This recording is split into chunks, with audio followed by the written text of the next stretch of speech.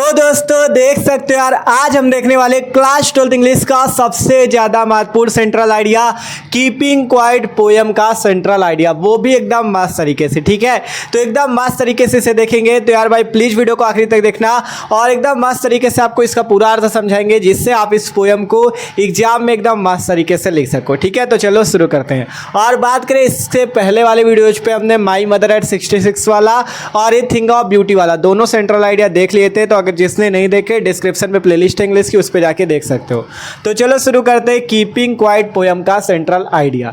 तो सबसे पहले बात करें कीपिंग क्वाइट। कीपिंग क्वाइट का मतलब है शांत रहो या चुप रहो, लेकिन इस पोयम पे इसका ये मतलब समझ सकते हो केंद्रीय विचार। कीपिंग क्वाइट का क्या मतलब है? केंद्रीय विचार। ठीक है, तो इसमें क्या बताया गया वो सब आपको यहाँ पे आगे समझना है। तो हेडिंग लगी है सेंट्रल आइडिया। देखो इसमें जो इसके पोएट हैं, ठीक है, उनका क्या नाम है? उनका नाम है पैब्लो नेरूडा, अर्थात इसके जो रचयिता है या इसके जो कवि हैं उनका नाम है पैब्लो नेरूडा। तो सबसे पहले लिखा गया the central idea of the poem keeping quiet is composed by Pablo नेरूडा।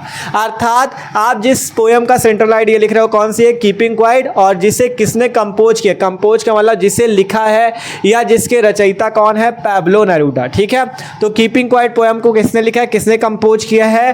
Pablo नेरूडा जी ने कंपोज किया है। ठीक है, तो the central idea of the poem keeping quiet is composed by Pablo Neruda. ठीक है, तो ये है कि आपका जो आप सेंट्रल आइडिया लिख रहे हो जिस पोयम का कीपिंग क्वाइट का, उससे कंपोज किया गया है पैब्लो नेरूडा के द्वारा या पैब्लो नेरूडा के द्वारा लिखा गया है। फिर in this poem poet says that, इस कविता में कवि कहता है, पोएट सेज दैट अर्थात कवि कहता है कि टुडे आज, आवर लाइफ हमारा जीवन, इज हैस्टी। हैस्टी का मतलब ये समझ सकते हो भाग दौड़ से भरा हुआ। ठीक है, इज हैस्टी अर्थात भाग दौड़ से भरा हुआ है। एंड विदाउट डायरेक्शन अर्थात यहाँ पे ये कहा गया कि इस कविता में कवि कहता है कि आज हमारा जीवन क्या है? भाग दौड़ से भरा हुआ एंड विदाउट डायरेक्शन और दिशाहीन है। इस कविता में कवि कहता है कि आज हमारा जीवन भाग दौड़ से भरा हुआ और दिशाहीन है। फिर कहा गया the poet says us to stop wars. Poet says अर्थात कवि कहता है, ठीक है, दी पोएट सेज अस अर्थात कवि हमसे कहता है टू स्टॉप वॉर्स अर्थात हमें लड़ाई झगड़ों को रोकना चाहिए। वार्स अर्थात लड़ाई झगड़ों को रोकना चाहिए। हेट्स दूसरों से जो हम लोग घृणा करते हैं उसको खत्म करना चाहिए। पॉल्यूशन जो हम लोग प्रदूषण फैलाते हैं वो नहीं करना चाहिए। किलिंग एनिमल्स हम लोग जानवरों को मारते हैं वो भी नहीं करना चाहिए। और एंड हंटिंग अवरसेल्व्स और हमें खुद का शोषण भी नहीं करना चाहिए। तो इस कविता में कवि ये कहता है हमसे कि हमें लड़ाई झगड़ों से दूर रहना चाहिए, लड़ाई झगड़े रोकने चाहिए, घृणा दूसरों से नहीं करनी चाहिए, प्रदूषण जो आपका प्रदूषण की समस्या उसको रोकना चाहिए, किलिंग एनिमल्स जो हम लोग जानवरों को मारते हैं वो भी नहीं करना चाहिए, एंड हंटिंग अवरसेल्व्स और हमें अपना शोषण भी बंद करना चाहिए। ठीक है, फिर इसके बाद कहा गया he says the we don't understand the purpose of life. ठीक है, ही सेज अर्थात कवि कहता है, ही किसके लिए लगा? यहाँ पे कवि के लिए। ही सेज दैट, ठीक है, यहाँ पे डैट हो जाएगा, ही सेज दैट।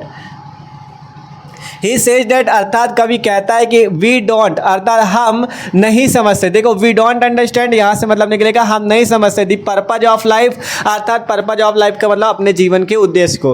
तो यहाँ से ये मतलब है कि कवि कहता है कि हम अपने जीवन के उद्देश्य को नहीं समझते हैं। ठीक है, हम लोग जो है अपने जीवन के उद्देश्य को नहीं समझते हैं।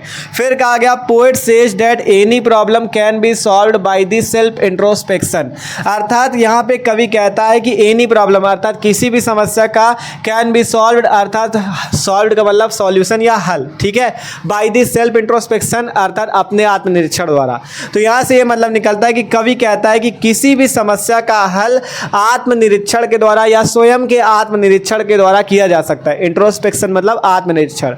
तो कवि कहता है कि किसी भी समस्या का हल अपने स्वयं के आत्मनिरीक्षण द्वारा किया जा सकता है। फिर कहा गया then we can resume our activities in the right direction. ठीक है, देन वी कैन अर्थात तब हमें अपनी जो एक्टिविटीज अर्थात गतिविधियां हैं इन दी राइट डायरेक्शन अर्थात सही दिशा में रिज्यूम अर्थात शुरू करना चाहिए। तो तब कवि कहता है कि तब हमें अपनी जो गतिविधियां हैं उनको सही दिशा में रिज्यूम अर्थात शुरू करना चाहिए। ये चीज़ कवि कहता है।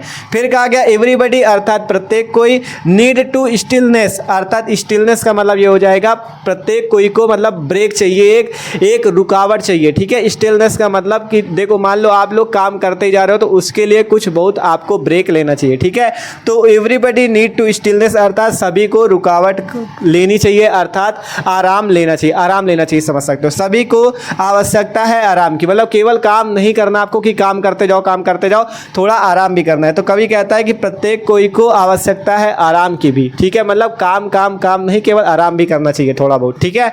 द पोएट एडवाइसेज, अर्थात कवि सलाह देता है कि we should not do any useless activity. कवि सलाह देता है कि हमें कोई भी वी शुड नॉट डू, अर्थात हमें कोई भी अर्थात कोई भी यूजलेस एक्टिविटी, अर्थात यूजलेस का मतलब कोई भी व्यर्थ कार्य, ठीक है, या कोई भी व्यर्थ गतिविधि नहीं करनी चाहिए।